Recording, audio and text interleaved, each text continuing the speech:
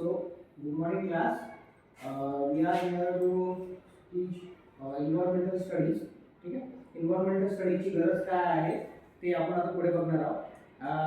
Environmental study मध्ये आपल्याला जवळपास 5 चॅप्टर शिकायचे आहेत. ज्याच्यामध्ये पहिला environmental resources, economic, ecosystem आणि biodiversity, environmental pollution and social issue and environmental education. तो आपण पहिल्या चॅप्टरकडे चाललो ज्याचं नाव आहे environment. ओके. या चॅप्टर मध्ये तुम्हाला बेसिक शिकवलं जाणार. ठीक आहे. What are the basic of environment that we are going to learn in this chapter. Okay, so first of all we have to see need of environmental study. What is the study? Environmental study आपको पता है कि study तो करना है आपको environment की, but as a engineer why we need to study the environment. ठीक है. तो environment की स्टडी हमको क्या करना है, क्यों करना है, वो हम वन बाय वन देखेंगे. सबसे पहले to understand the importance of environment. ठीक आहे. एन्व्हायरमेंटचं महत्त्व समजणं खूप गरजेचं आहे, कारण की एन्व्हायरमेंटची गरज काय आहे हे आपल्याला माहित आहे. कारण की आपल्याला हवा, पाणी, ऑक्सिजन, जीवनावश्यक वस्तू हे आपल्याला पर्यावरणामधूनच भेटतात. म्हणून पर्यावरणाचं तेवढं महत्त्व आपल्याला असणं आवश्यक आहे. ठीक आहे. म्हणून ते इम्पॉर्टन्स तुम्हाला समजलं. Second, to inspire the every citizen to use our environment resource carefully. अगर आपको पता है कि इन्वायरमेंट में जो रिसोर्सेज है, जो अपन अनकन्वेंशनल रिसोर्सेज और कन्वेंशनल रिसोर्सेज में अगर जाएंगे, कुछ रिसोर्सेज ऐसे हैं जो 10 बार नहीं बन सकते, जो ऑलरेडी बने हुए हैं वो खत्म होने वाले हैं. और कुछ रिसोर्सेज ऐसे हैं जो रिन्यूएबल है. ठीक है ना, उनको छोड़ दो रिन्यूएबल, मतलब जो अनरिन्यूएबल है, जो 10 बार नहीं बन सकते या कन्वेंशनल रिसोर्सेज है, उनको यूज करना केयरफुली. जैसे फॉर एग्जांपल कोल है, ठीक है ना, पेट्रोलियम गैसेस है, एक बार खत्म होगी तो खत्म होगी, बाद में मिलने वाली है नहीं.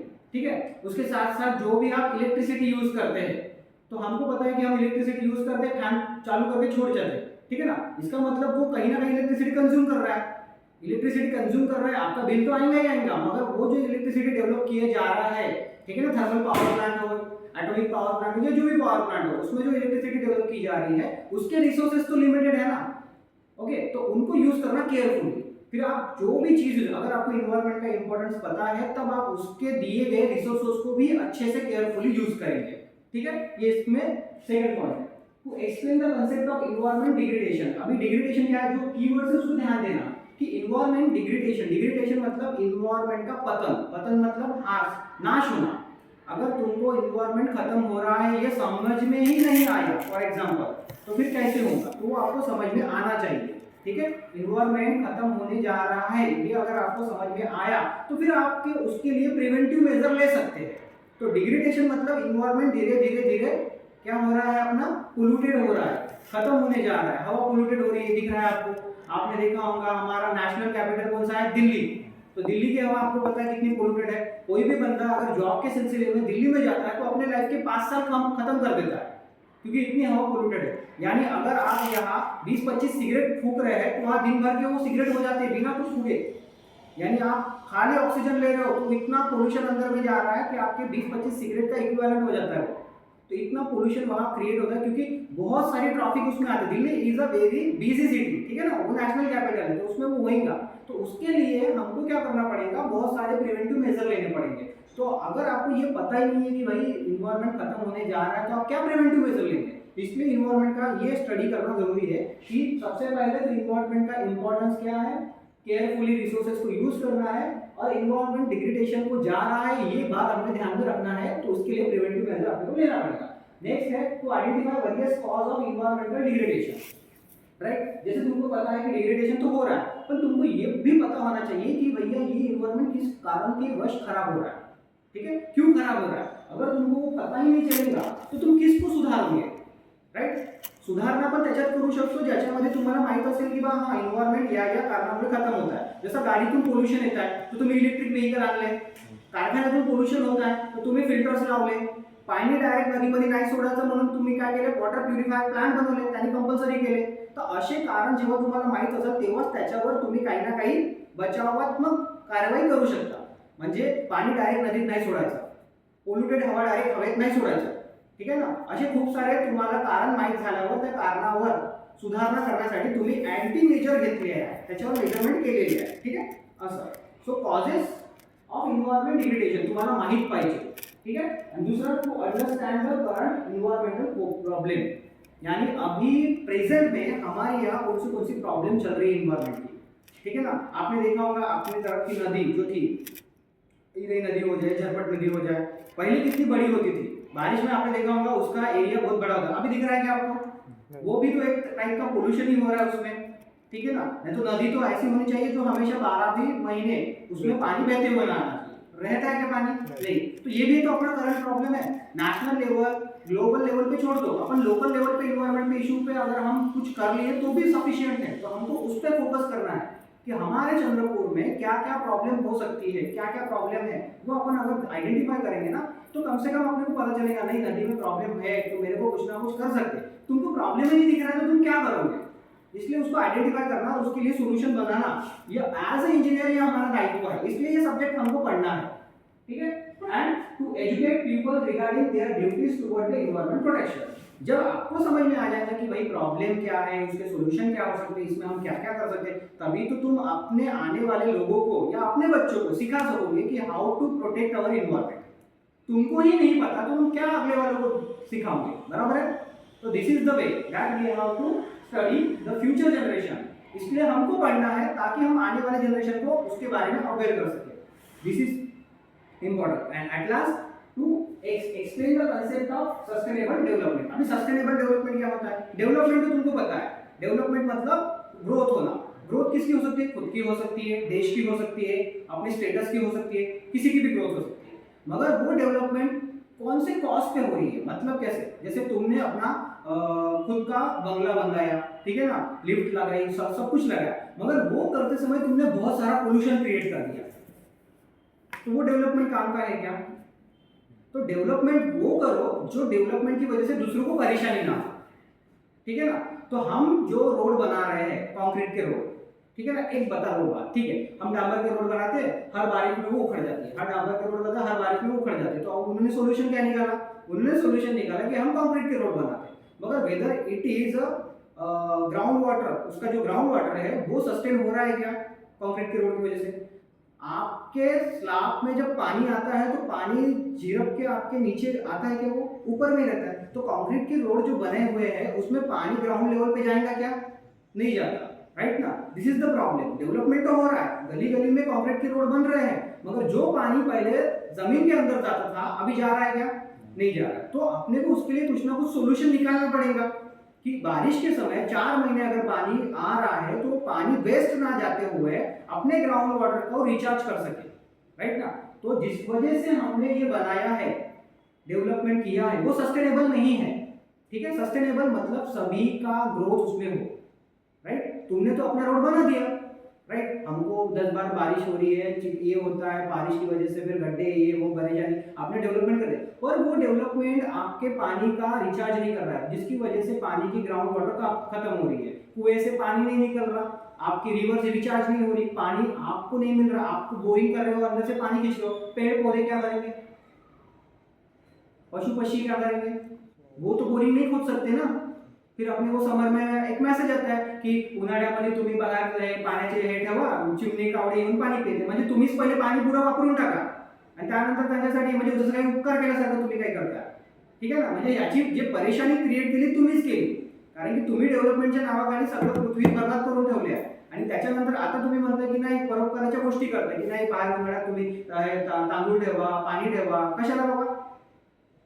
तुम्ही जर पाणी व्यवस्थित वापरले असते तर ते परिस्थिती आलीच नसती। आज चिमणी कावळे दिसताय का तुम्हाला?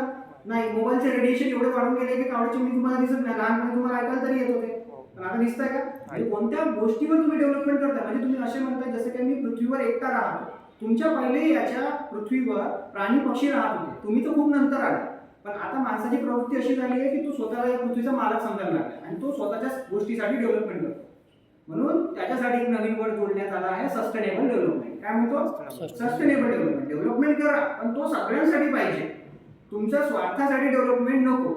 तुम्ही एकटे पृथ्वीवर नाही राहत, इथं खूप सारे प्रजाती प्राणी पक्षी सर्वच राहते, मग तुम्ही जर कोणता डेव्हलपमेंट करता तर कोणाचं त्याच्यामुळे नुकसान झालं नाही पाहिजे, त्यांची तुम्ही इश्यू कन्सिडर करा आणि मग डेव्हलपमेंट करा, ओके?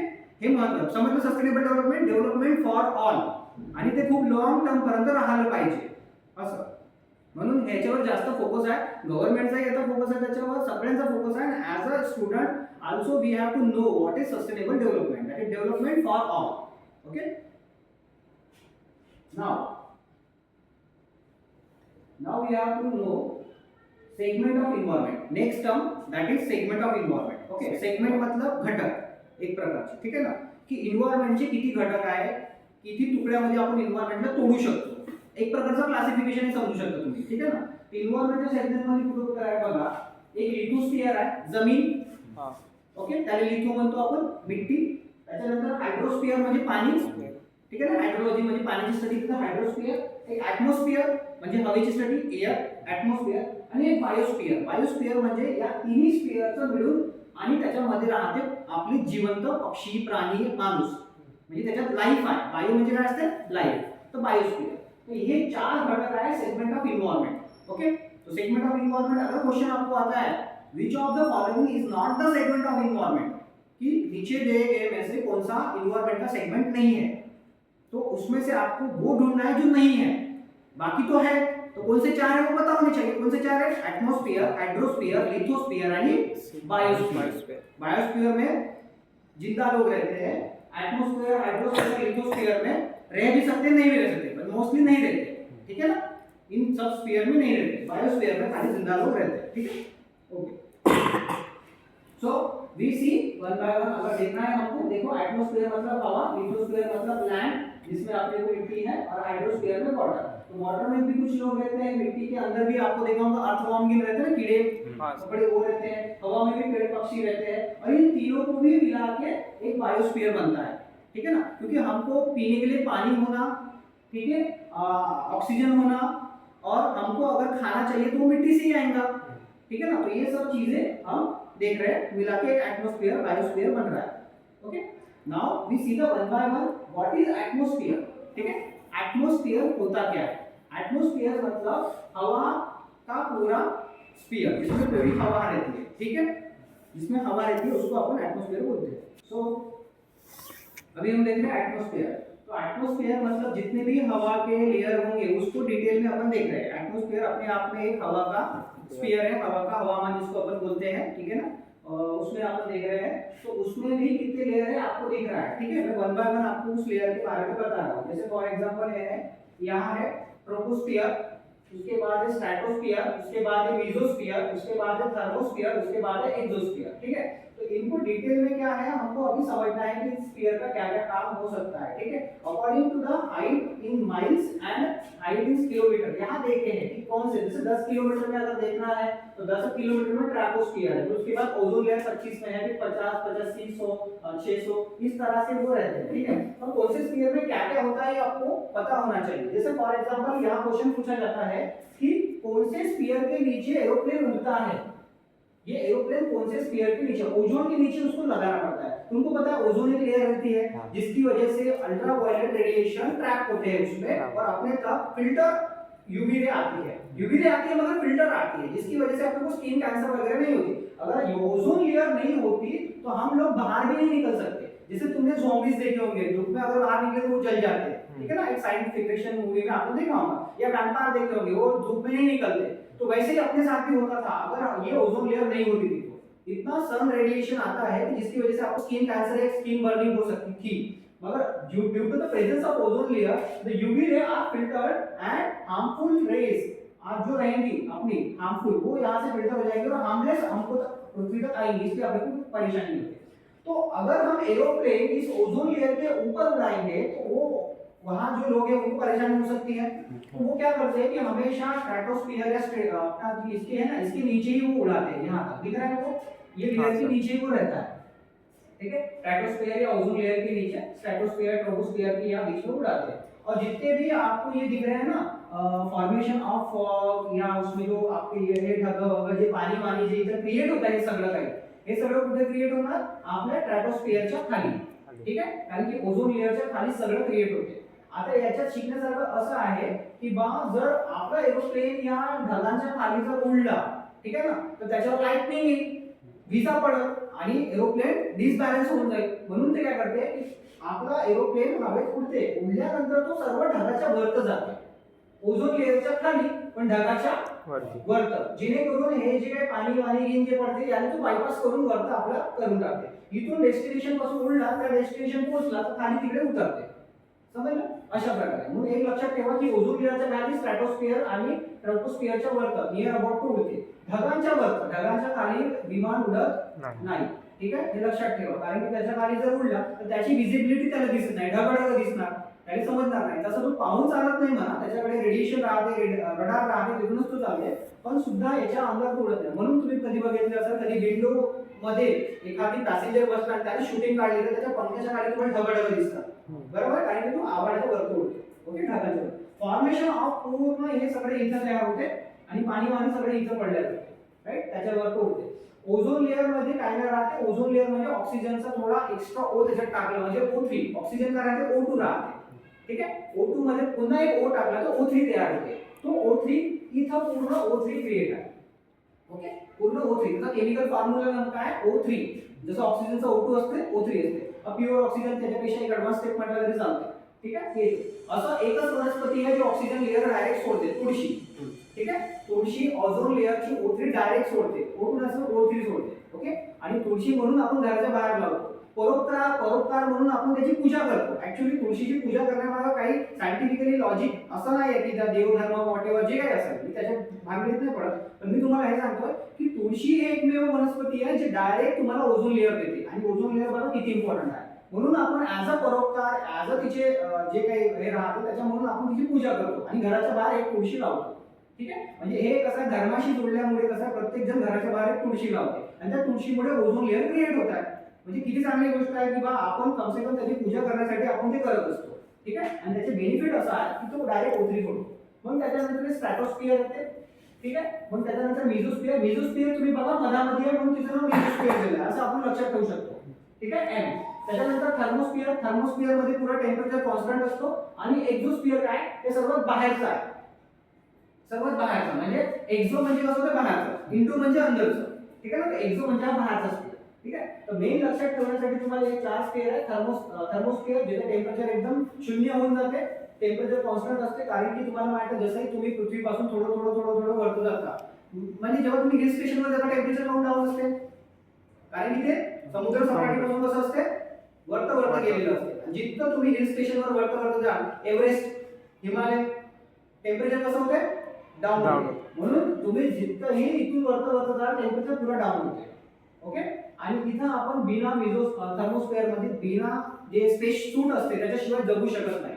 ठीक आहे ना, टेम्परेचर नारा, प्रेशर नारा, तर तुमचा प्रेशर जो आहे ते ब्लड प्रेशर तो फोडून बाहेर निघून जातो. तुमचा हार्ट एवढा 80 ते 100 जो काही याच्यात काम करतो 120-80 मध्ये डायस्टोल वाला तो आपला हार्ट मधून रक्त बाहेर काढू शकते. कारण की प्रेशर मेंटेन केलंय आपल्या बॉडीवर. आता कुठला प्रेशर मेंटेन केलाय, ऍटमॉस्फेरिक प्रेशर 1 बार आहे. त्या 1 बार प्रेशरने आपला हार्ट तेवढा इक्वल अपोजिट बाहेर प्रेशर देत आहे. म्हणून आपलं रक्त आता बाहेर नाही निघणार, पण जेव्हा बाहेरचा प्रेशर हटून जाणार तेव्हा रक्त बाहेर निघणार. म्हणून जे लोक माउंटेन क्लाइम्बिंग करतात ना, कधी कधी त्यांच्या नाकातून रक्त निघते. का बरं निघते, कारण की तिथं प्रेशर कसा राहते, ड्रॉप होऊन जाते. Okay, this are the reason, this is the simple reason जो आपको कॉम्पिटिटिव एग्जाम में पूछे जा सकते हैं. एज ए इन्वायरमेंट में बीच में आपको बता देता हूँ. ठीक है, तो थर्मोस्फीयर है जिसमें टेम्परेचर कांस्टेंट रहता है. एक्सोस्फीयर एकदम बाहर का स्फीयर है. अपने पास एक मेसोस्फीयर है जो मीडियम रेंज में रहता है. और मेसोस्फीयर में सभी ये जो है ना अपने सैटेलाइट वो चलते हैं, क्योंकि यहाँ आयंस फॉर्मेशन रहते हैं. आयंस मतलब यहाँ पूरा प्लस माइनस वाले आयंस वहां रहते हैं, तो वहां से रेडिएशन अच्छे से पास हो सकता है. तो वो सब यहाँ रहता है. स्ट्रेटोस्फीयर के नीचे ओजोन लेयर रहता है, जस्ट नीचे उसके रहता है. और सभी एरोप्लेन स्ट्रेटोस्फीयर के नीचे या ओजोन लेयर के नीचे से या बीच में से उड़ सकते हैं, कोई प्रॉब्लम नहीं है. और ये ट्रापोस्फीयर जो है वहां आपने उसके नीचे ये फॉर्मेशन होता है. तो आपको समझ में आ गया. इसको ध्यान में रखना है, इसके नाम ध्यान में रखना है कि इसमें से कौन सा एलिमेंट एटमॉस्फेयर में नहीं है या कौन सा है, ये क्वेश्चन पूछेगा. ठीक है, क्वेश्चन कैसे भी फ्रेम हो सकते हैं ऑनलाइन एग्जाम में, मगर आपको ये नॉलेज होना चाहिए कि हाँ इसमें ये सब होता है. Okay, any doubt? उसके बाद गैसेस इन अर्थ एटमॉस्फेयर, ये एक कंसेप्ट है एटमॉस्फेयर का जिसमें गैसेस अपन देखते हैं. आपको पता है यहाँ पे 10th में भी पढ़ा होगा कि सबसे ज्यादा गैस जो एटमॉस्फेयर के कॉम्पोजिशन में है कौन सा, नाइट्रोजन. 78% नाइट्रोजन है. ठीक है, that we are going to use for the अभी तो हम इसको कोई यूज नहीं कर रहे हैं. पेड़ पौधे इसको नाइट्रोजन फिक्सेशन के लिए यूज करते हैं, अपने खुद के काम के लिए, ग्रोथ के लिए. हवा का नाइट्रोजन साइकिल वाइकिल जो होती है वो होती है.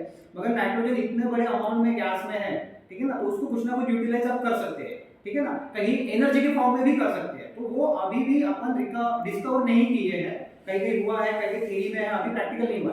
तो एज अ फ्यूचर साइंटिस्ट या future engineer you can discover how we can use the nitrogen as a resource, as a fuel, as a anything that we can for use our sustainable development processes, ठीक है ना, ऐसा use कर सकते हैं nitrogen. फिलहाल अपन हवा में क्या यूज करते हैं, ऑक्सीजन, जिंदा रहने के लिए अपने को ऑक्सीजन चाहिए, ठीक है। वो कितना परसेंट है, 21, 78 एंड 21 अगर मिला दिया जाए तो बस 1% बचता है अभी, ठीक है ना। मैक्सिमम क्या है, नाइट्रोजन 78% और ये अगर 22 होता तो 100% कंप्लीट होता, मतलब 1% कम है, तो वो 1% कहां गया है, 1% में अदर गैसेस हैं जिसमें कार्बन ज्यादा रहेगा 0.9%, 96%, 0.96% और जो 0.04% वो क्या है, कार्बन डाइऑक्साइड। कितना है, 0.04%। वो देखो कार्बन डाइऑक्साइड कितना हार्मफुल है अपने लिए, इसका कंटेंट खाली 0.04% है, वो भी अभी बढ़ा होगा थोड़ा बहुत, ठीक है ना।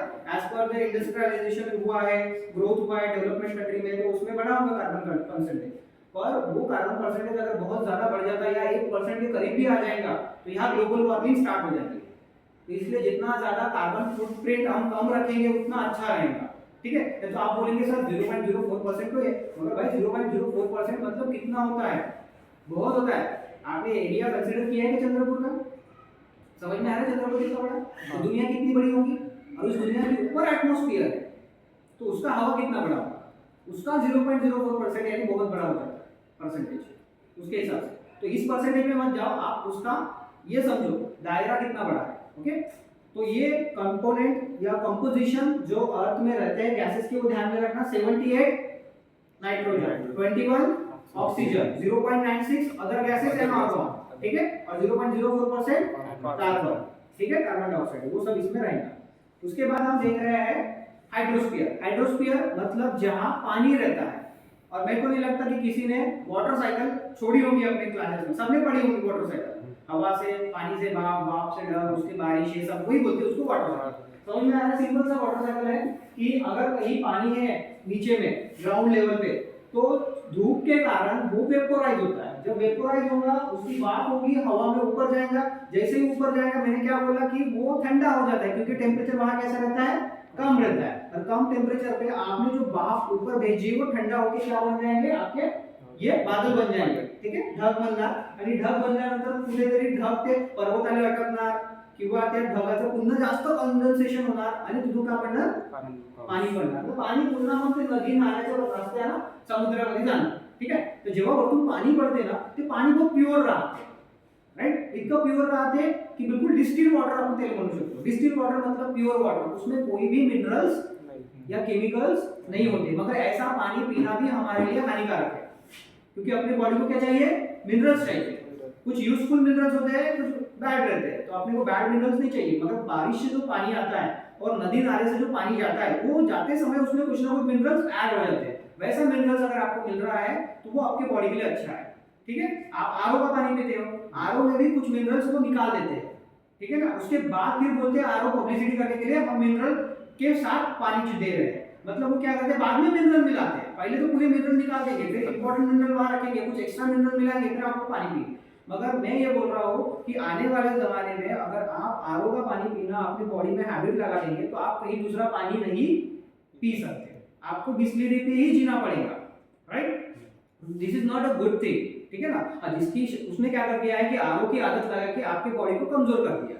मैं आरओ की पब्लिसिटी या डिपब्लिसिटी नहीं कर रहा कि वो लेना नहीं लेना, वो आपकी बात है, मगर आपने देखा होगा पुराने जमाने के लोग कहीं का भी पानी पी सकते थे, या गावात गेलो, त्या गावात गेलो, इकडच्या गावात गेलो, कुठल्याही गावात 10 गावचं पाणी पिऊ नये म्हणते असं म्हणत होते पहिले, का बरं म्हणत होते, कारण की त्याची पचन संस्था, पाणी पचवण्याची शक्ती त्याची एवढी चांगली होती की तो खारं, गोड, मीठ, क्षारयुक्त, क्षार निरुक्त सर्व पाणी पचवू शकत होता, त्याची शरीर तेवढी स्ट्रॉंग होती। आता आहे का आपली, आपण थोडं दुसऱ्याकडे गेलो, थोडं पाणी पिलं तो गळ्यात खसखस होत आहे, सर्दी होत आहे, फ्रीजचं थंड पाणी पिऊ शकत नाही एकदम, असं तसं, या सगळ्या गोष्टी आता का झाल्या चालू झाल्या, कारण की तुम्ही स्वतःच्या शरीराला एवढे कमजोर करून ठेवले आहे की तुम्ही 2-3 पाणी बदलले तर तुमचं सर्दी होऊन जातं तुम्हाला, बरोबर आहे, येत आहे गोष्ट। म्हणून आपण कसं करायचं की बॉडीला इतकं स्ट्रॉंग बनवायचं, इतकं त्याला थोडी तकलीफ द्यायची जेणेकरून आपण सगळं करू शकतो। आज थोडीशी गरमी झाली पंखा पाहिजे, थोडीशी गरमी झाली कूलर पाहिजे, काही लोकांना एसी पाहिजे, एसीची आदत पुन्हा खराब आहे, तुम्ही एकदा एसीची आदत लावा तुमची बॉडी पुन्हा कमजोर होते. चंद्रपूरमध्ये राहणाऱ्या व्यक्तीनं एसी तरी लावू नये. तिथं कूलर सफिशियंट आहे. जर तो एसी मध्ये जगताय म्हणजे तो कुठंच काही करू शकत नाही. मग आता म्हणजे तो साधा उन्हातही जाऊ शकत नाही. थोडा अर्धा घंटा तो उन्हात उभा राहिला झालं त्याचं ब्लड प्रेशर डाऊन होऊन जाईल, कारण की तो एसी मधला माणूस आहे. राईट.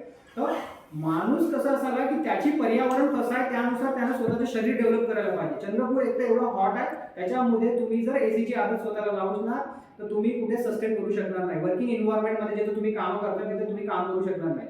कूलर काऊन यूज करू शकतो, कारण की आपली चंद्रपूरची जी एअर आहे, विदर्भाची एअर आहे, ड्राय असते. ड्राय असल्या कारणानं कूलर खूप चांगलं काम करतो. मुंबईमध्ये कूलर काम नाही करत, कारण की मुंबईची हवा कशी आहे, दमट आहे. दमट म्हणजे तिथं हवेमध्ये पाण्याचं कंटेंट आहे. ते कूलर चिकट हवा सोडते.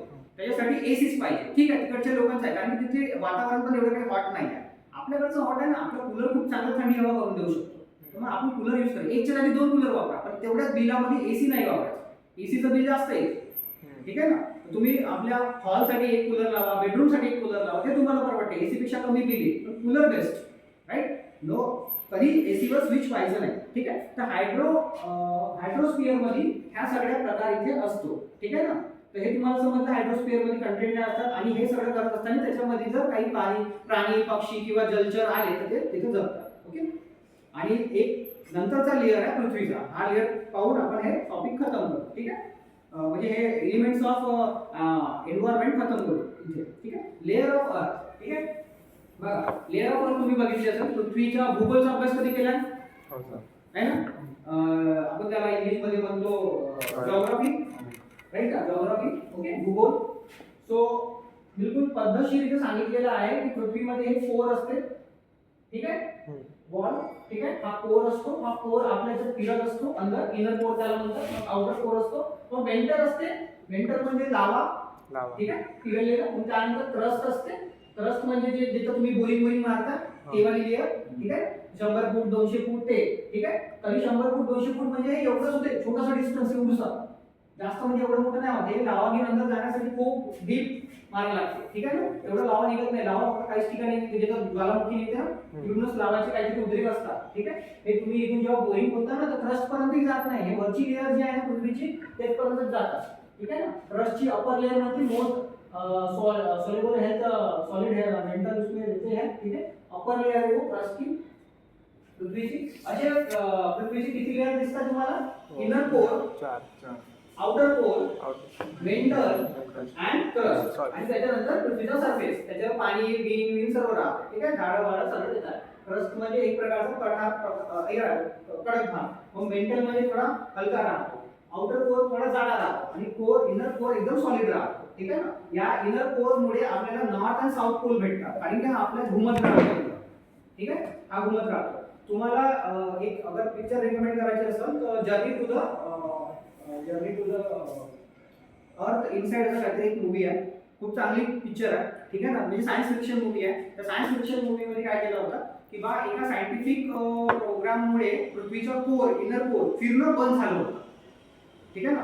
अंदरचा हा जो मेटल आहे ना, अंदरचा कोर हा घुमणं बंद झालं होतं, कारण की काही लोकांनी तिथं बॉम्ब स्फोट या काहीतरी केले होते. आता प्रॉब्लेम असा झाला होता की हा घुमत नाही आहे तर नॉर्थ आणि साऊथ पोल क्रिएटच होत नव्हते. त्याच्यामुळे पक्षी प्राणी आपले कंपास हे सगळं काम करणं बंद करून दिलं होतं. त्याच्यामुळे मग असं काय होत होतं की बा आपलं जे मान्सून वाले क्रिएट होते बघा. ठीक आहे ना. ते सगळं क्रिएट होणं बंद होऊन गेलं होतं.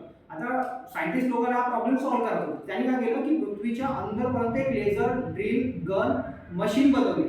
ठीक आहे ना. त्याच्यात ते स्वतः बसले आणि पूर्ण अंदरपर्यंत कोरपर्यंत गेले. ते पूर्ण एक सायंटिफिक मूवी आहे. हे इम्पॉसिबल आहे, पण त्यांनी बनवलं होतं एक हायपोथेटिकल. आणि अंदर जाऊन त्यांनी काय केलं की या कोरमध्ये ते उतरले इथे. ठीक आहे. 2 गाड्या. आणि इथे एक बॉम्बस्फोट केला आणि इथे एक बॉम्बस्फोट केला ऑपोजिट डायरेक्शनला. जसं बॉम्बस्फोट केला तसं ते कोर का झाला आता त्याचा वेव्ह क्रिएट झाली. त्या वेव्ह मध्ये ते काय फिरणं चालू पुन्हा फिरणं चालू केलं आणि ते अंदर ते भरून गेले. जेव्हा बॉम्बस्फोट झाला तेव्हा ते घुमणं चालू झालं. तो पिक्चर खरंच खूप पाहायला लागला. म्हणजे तुम्हाला पृथ्वीच्या अंदरचं जर स्टडी करायची असेल की कसं काय तर ते त्या पिक्चर मध्ये आहे.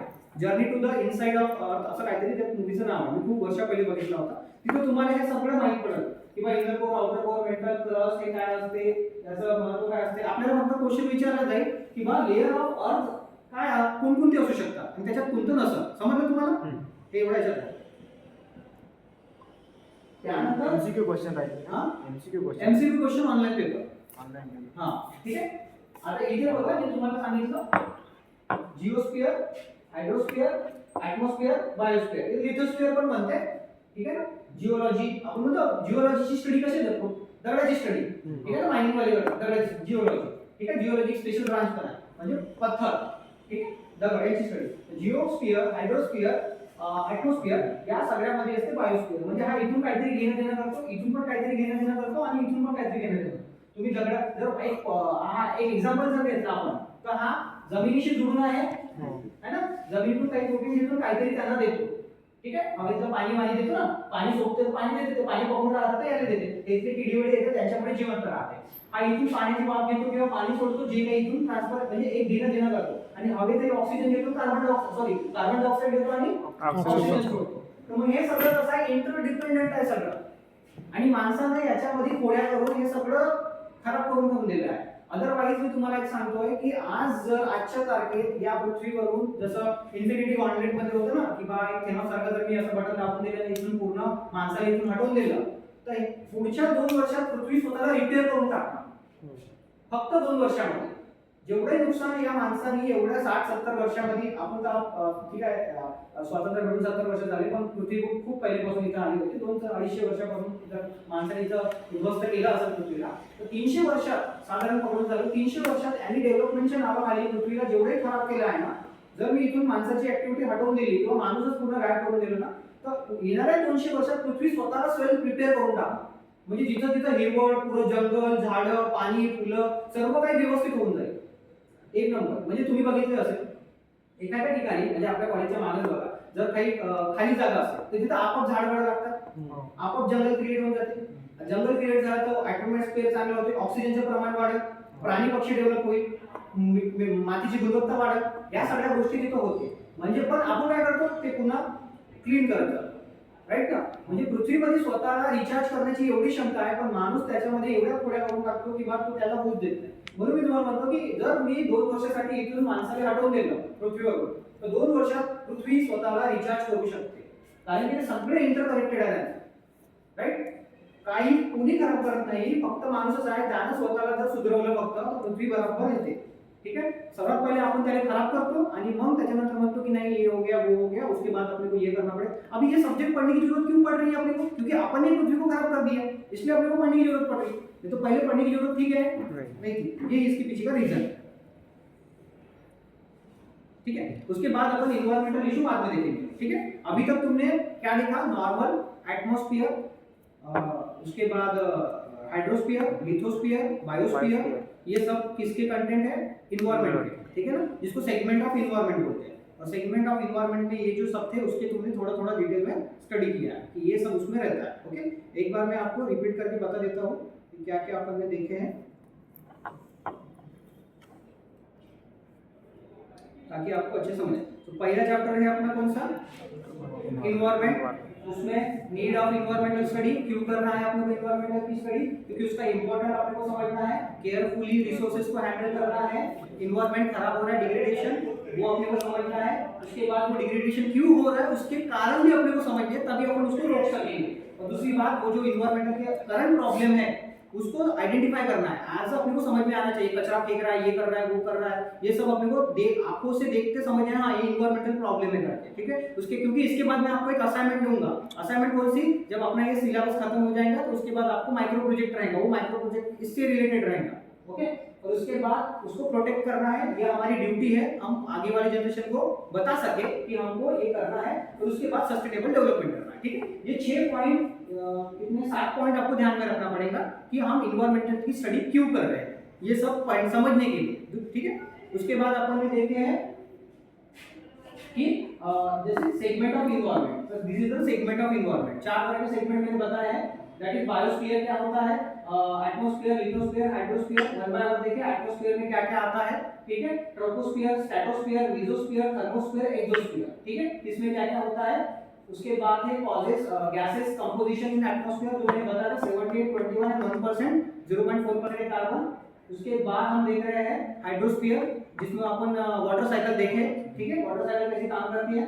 लेयर्स ऑफ अर्थ जो मैंने बताया था, inner core, outer core, winter and crust, and उसके बाद अपन देख रहे हैं ये वाला जो इंटरकनेक्टेड है, तीनों भी तीन चारों भी स्फीयर इंटरकनेक्टेड है, ठीक है। उसके बाद इन्वायरमेंटल इशू अपन बाद में देखेंगे।